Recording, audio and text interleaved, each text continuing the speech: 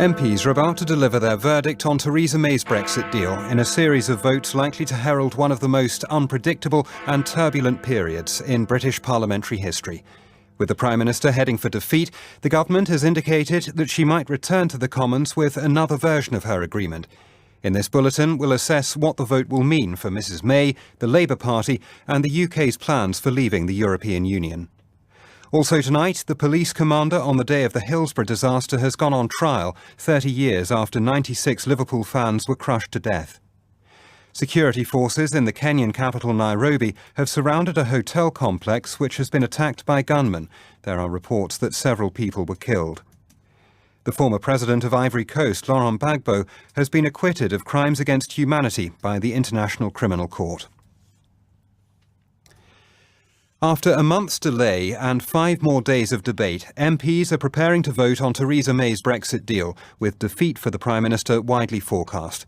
In around half an hour, Mrs May will herself close the debate. She's expected to warn again that rejecting her agreement could result in the UK leaving the European Union without a deal or no Brexit at all. A series of votes will follow from 7 o'clock. While many Conservatives, most Labour MPs and the Democratic Unionists appear determined to rebuff the agreement, there have been further indications that another version could be brought back to the Commons. Labour has said that if Mrs May does lose tonight, a motion of no confidence in the government would follow soon. Our first report comes from our Assistant Political Editor, Norman Smith. For the past 2.5 years, Mrs May has battled to craft a Brexit deal that tonight appears to be facing a devastating and resounding defeat. In other times, such a setback would probably lead to the resignation of the Prime Minister. Today, however, Number 10 dismissed any suggestion Mrs May could quit. Indeed, all the indications are that the Prime Minister will simply try again. Downing Street even described tonight's vote as the first stage, and the Environment Secretary, Michael Gove, had a similar message. You have to vote for this deal because this is the door through which we can walk in order to ensure that we are outside the European Union. This deal is stage 1. We can improve this process because in stage 2, as we negotiate the final status of our trade and other relationships with the European Union, we can choose and we are in a stronger position. Meanwhile, in the Commons this afternoon, during the final hours of debate, the Attorney-General, Geoffrey Cox, made an impassioned plea to MPs not to block a deal that he said would begin the return of vast areas of lawmaking. If we do not take that first step, then history will judge us harshly because we will be plunged into uncertainty. And those who wish to prevent our departure, if this vote fails today, will seek to promote the conclusion that it is all too difficult. Mrs May, who was sitting alongside Mr Cox, listened stony-faced as MPs on all sides rounded on the deal. To add to her discomfort, the Speaker, John Bercow, had earlier declined to select 2 Conservative backbench amendments that might have helped the government by offering further reassurances over the Northern Ireland backstop. Instead, Mrs May was told by the DUP's Deputy Leader, Nigel Dodds, that she had failed. Isn't it the case that the Prime Minister said 5 weeks ago today, in fact, about legally binding assurances, that what he has just said confirms the fact that legally binding assurances haven't been achieved, and that's the tragedy. The veteran Tory Eurosceptic Sir Bill Cash said he had lost trust in Theresa May and compared her plight to that of Neville Chamberlain during the Norway debate that led to his resignation. We witnessed similar events in May 1940 when the then Prime Minister actually won the vote on the Norway debate, but on reflection concluded that he had to resign because he had lost the confidence of Parliament as a whole. I believe, therefore, there are lessons in this for the Prime Minister to consider her position and to do so with dignity and without rancour. The Labour leader, Jeremy Corbyn, who appears poised to table a no-confidence vote, is, however, also under pressure from his own MPs, if no general election is triggered, to back another referendum. The Labour MP Ben Bradshaw. The Prime Minister could, at this late stage, save her deal by seeking parliamentary support for it, conditional on the ratification by the public in a referendum. But if she won't, Labour must act. Theresa May will make her final appeal to MPs shortly, before the vote on her deal expected just after 8 o'clock. Crucial will be the numbers, with the scale of defeat likely to determine whether Mrs May is able to try again or whether Parliament now seizes control of Brexit. Much attention will focus on the size of any government defeat tonight, and both sides are already engaged in managing expectations. Our political correspondent Ben Wright has been looking back at landmark defeats suffered by government on the floor of the House. Theresa May is braced for a defeat without modern precedent. While the policies of recent prime ministers have provoked big rebellions on their own backbenchers, Tony Blair in 2003 over Iraq, David Cameron in 2012 over Lords reform, the votes were still won. When governments lose, it's often by a narrow margin. Around 2/3 of the government defeats since 1918 have been by 20 votes or fewer. A government has been defeated by more than 100 votes only 3 times in the last century, and they all happened in 1924 during Ramsay MacDonald's minority Labour government. One of those defeats, by 166 votes, is the record Theresa May will be desperate not to break. But a 3-figure drubbing tonight is certainly possible, and just as extraordinary is that few in Westminster think Theresa May would have to resign if that happens. Many here are searching for a historical handrail to steady themselves and help make sense of the turmoil. Some Tories peer back as far as 1846 and the party split that followed Robert Peel's repeal of the Corn Laws. For Parliament, it's certainly as momentous as the vote in 1971 to join the EEC. But on the seismic issue of Brexit, our political parties are divided, the government and Parliament in deadlock. There is no precedent for a Prime Minister to heavily lose a major vote on the defining policy of their government and survive. But these are not normal times. The President of the European Commission, Jean-Claude Juncker, has pulled out of an event in Strasbourg so he can monitor developments at Westminster. Arriving in Strasbourg, the EU's chief Brexit negotiator, Michel Barnier, was asked if he had any advice for MPs. "Keep calm," he replied. The situation at Westminster is being keenly watched across Europe, and as our Europe editor Katya Adler explains, member states will play the leading role in any revision of the EU's position. It's often called the Prime Minister's deal, but EU leaders have joint ownership of the Brexit divorce agreement. They'll be watching closely tonight, musing over what to do next. Jean-Claude Juncker seems to be in the mood for pragmatism. He's thinking about his legacy. His term as European Commission President expires soon, and a no-deal Brexit would be costly and chaotic for the EU too. But Mr Juncker wouldn't advocate too many concessions for the UK that might encourage other EU countries to leave, and he wouldn't want to be remembered for that. The real power for change in any case lies with the member states. Only they have the legal ability, should they choose, to add to or amend the deal. Berlin seems willing to listen to the UK. Angela Merkel's priority is geopolitics, not just trade, and the EU stands stronger with the UK in the club or close by. But Emmanuel Macron is impatient. He dislikes the idea of extending Article 50, the UK's leaving process, beyond the 29th of March. Were the UK to request an extension, it would need the approval of every single EU leader. Significant action following the vote tonight is unlikely. Brussels believes the Brexit debate still needs to play out amongst MPs. The EU will want to see where Parliament moves before it does. The man in charge of policing on the day of the Hillsborough disaster in Sheffield in 1989 has gone on trial. David Duckenfield, a former South Yorkshire Chief Superintendent, denies charges of gross negligence manslaughter involving 95 Liverpool supporters. The trial at Preston Crown Court was told that each of them died as a result of extraordinarily bad failings by David Duckenfield. Our correspondent Judith Moritz was in court. David Duckenfield sat in court alongside his solicitor and yards away from some of the families of the 96 Liverpool fans who died in the disaster. He's charged with the gross negligence manslaughter of 95 of the supporters. The last victim, Tony Bland, died 4 years later, in law considered too late to be included in the prosecution.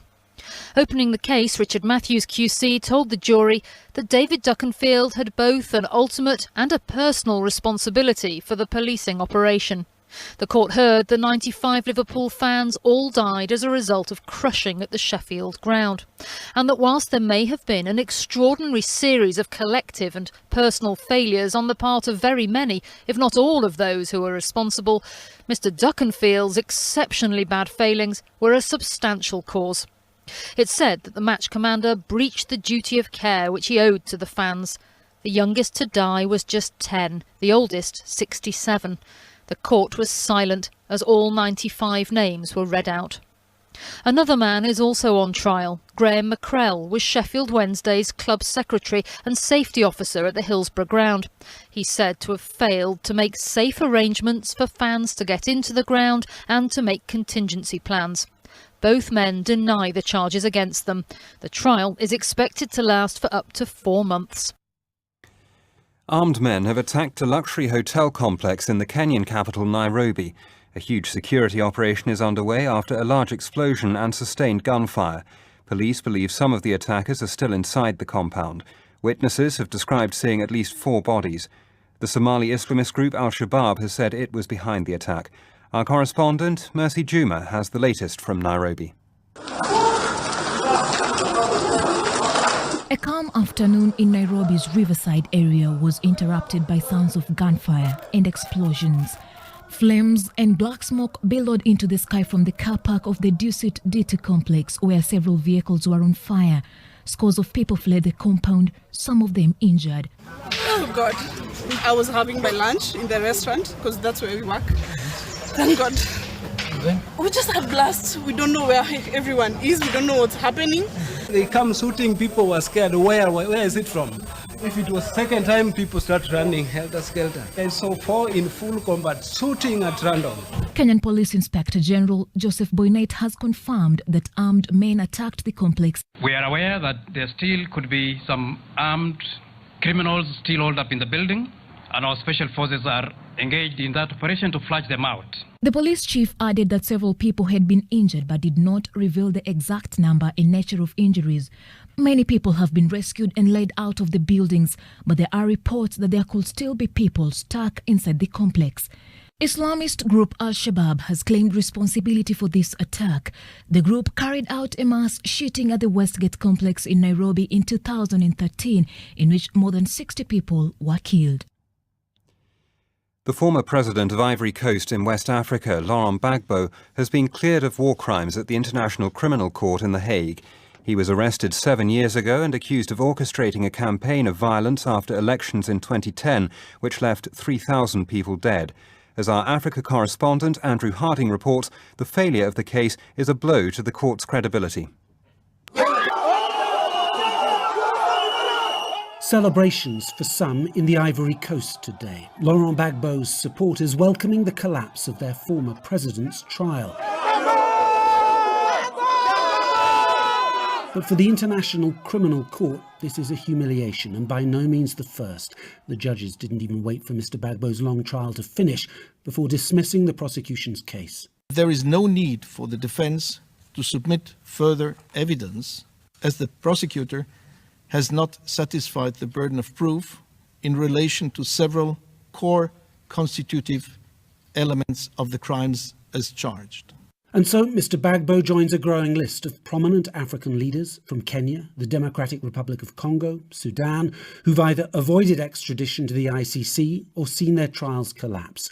I was in the Ivory Coast during its civil war and saw the militia groups and the killings that President Gbagbo was accused of directing after he lost an election in 2010.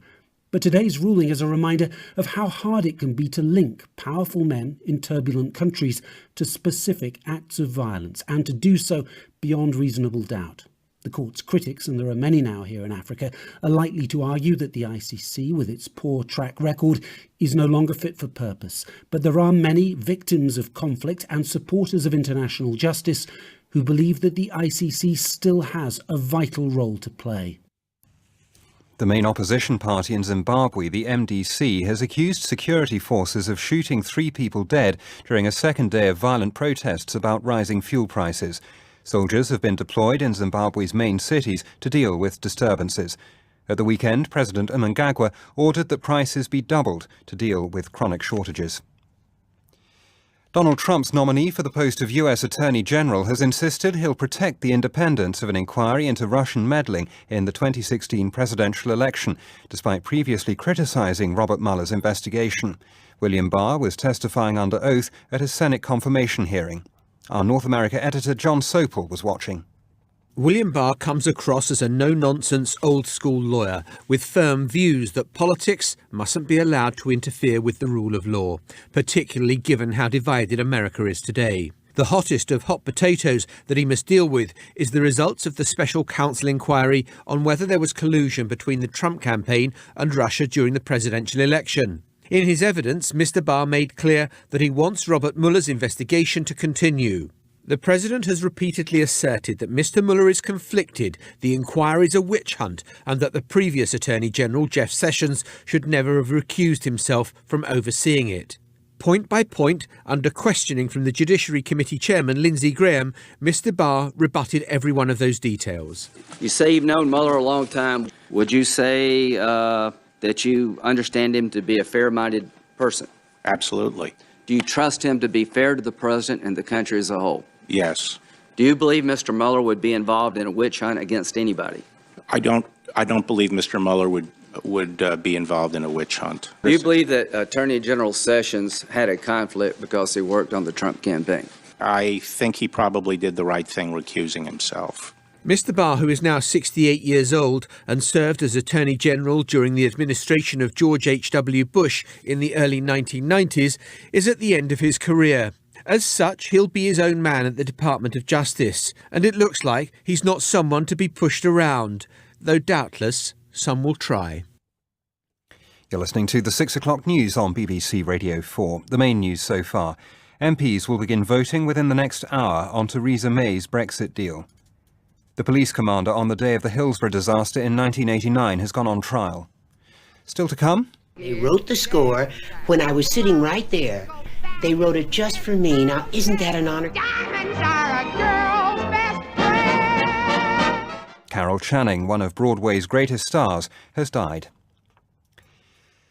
China has accused the Canadian Prime Minister of making irresponsible remarks after he criticised the decision to impose the death sentence on a Canadian citizen for drug smuggling. Justin Trudeau has accused the Chinese of acting arbitrarily. The two countries have been at odds since a Chinese executive with the telecoms company Huawei was arrested 6 weeks ago in Canada at the request of the United States. Our China correspondent John Sudworth reports from Beijing. When a Canadian citizen, Robert Schellenberg, was given 15 years in a Chinese jail for drug smuggling last year, the case went largely unnoticed. But in the middle of a diplomatic row between Canada and China, Mr. Schellenberg has found himself back in court this week, and following a speedy one-day hearing, he's been given the death penalty, with foreign journalists invited into the court to witness the retrial, a highly unusual move in the normally tightly restricted Chinese court system. Suspicion that the sentence is based on politics, not law, follows the detention in Canada last month of a senior executive from the Chinese telecoms giant Huawei.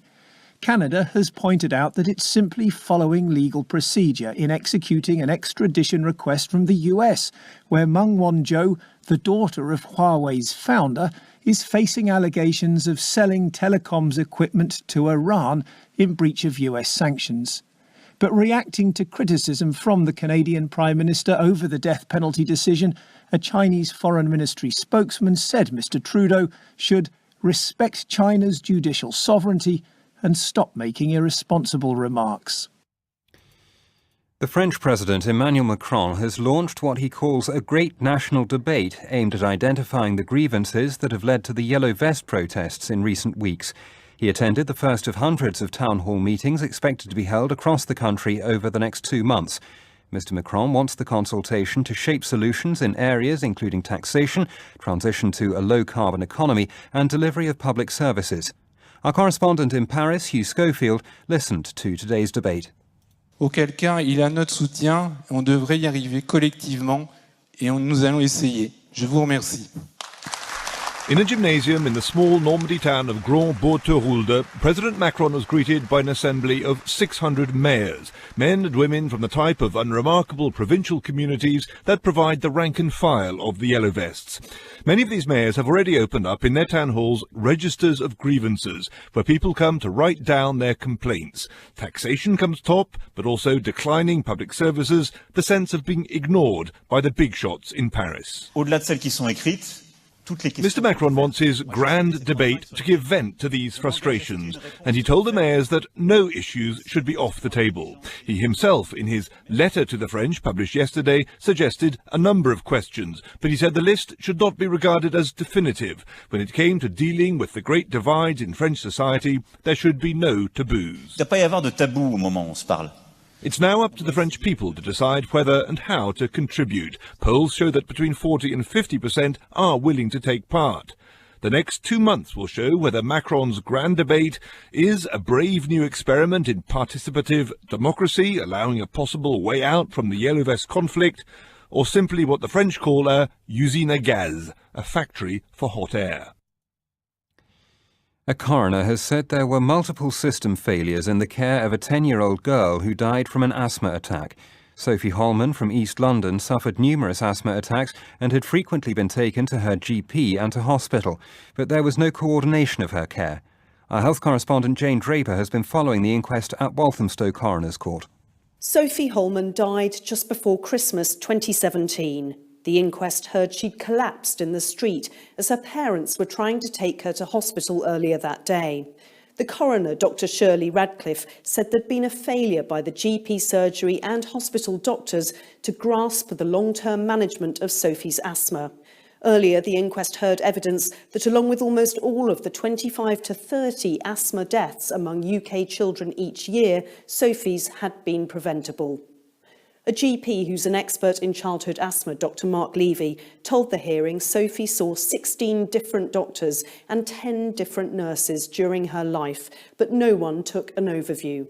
The inquest heard details of how Barking, Havering and Redbridge University Hospitals Trust and the GP surgery in East London had since improved their procedures.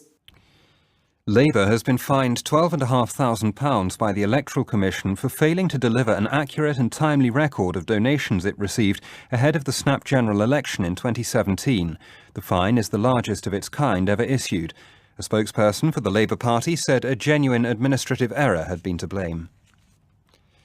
Marks & Spencer has named the next wave of stores it plans to close as part of its programme to transform the company.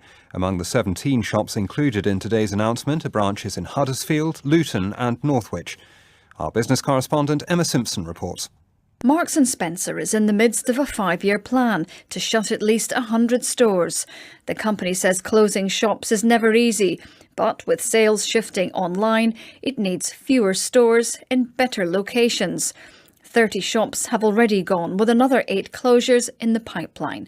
Now, another 17 outlets have been identified, from Ashford and Western-super-Mare to Barrow and Boston. It's another blow to the high street. Many of the towns affected are already struggling. In Hull, shoppers will have to now travel 45 minutes by car to Scunthorpe if they want to visit another M&S store, which offers the same range. Today's announcement will affect just over 1,000 employees. The company says it hopes to redeploy as many as possible to other parts of the business. In the city, the 100 share index ended the day 40 points higher at 6,895. On Wall Street a short time ago, the Dow Jones was up 163 points at 24,072.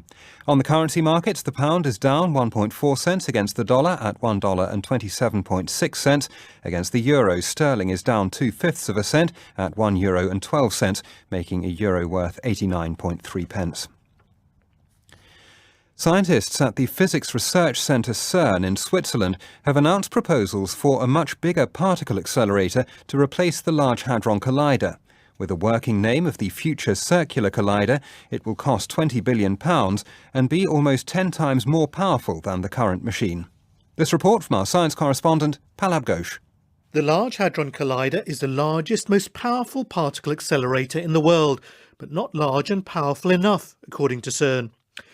Researchers there discovered the most important subatomic particle to date, the Higgs boson, which gives other particles mass, in 2012. But so far they haven't discovered the subatomic particles that they believe must exist to account for currently inexplicable astronomical observations, such as the accelerating expansion of the universe. CERN has therefore proposed a new accelerator that would be nearly 10 times more powerful than the LHC. Such higher energies would require a 62-mile underground circular tube around which particles would be accelerated. That's around 4 times the length of the current ring. Professor John Butterworth from University College London is a member of an international panel of physicists considering the proposal. My personal take at the moment is that this Future Circular Collider integrated program is a very ambitious but very exciting way forward, and it would be my plan A. Critics argue that the escalating cost of conducting basic research in particle physics means that government should consider whether the money could be better spent on research into other, more pressing priorities, such as combating climate change. A former Pakistan cricketer who played in 48 one-day internationals and 2 test matches for his country has appeared at Manchester Magistrates Court accused of conspiring to offer bribes to other players.